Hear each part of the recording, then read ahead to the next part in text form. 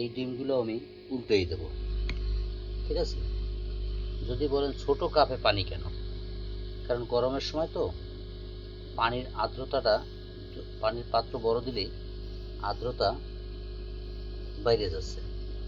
পানিটা এমন একটা জিনিস, ওটা আপনার দিলেও হয় না দিলেও হয়, কিন্তু গরমের সময় একটু বেশি আর্দ্রতার কারণে পানি একটু কম দিলেই হয়।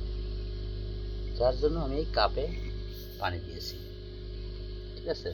এখনও আর্দ্রতা, এই যে খুলেছি তাই আর্দ্রতা দেখাচ্ছে কতক্ষণ, আমার 54 দেখাচ্ছে। দেখেন আমার বাক্স খোলা, তাই আর্দ্রতা 54 দেখাচ্ছে।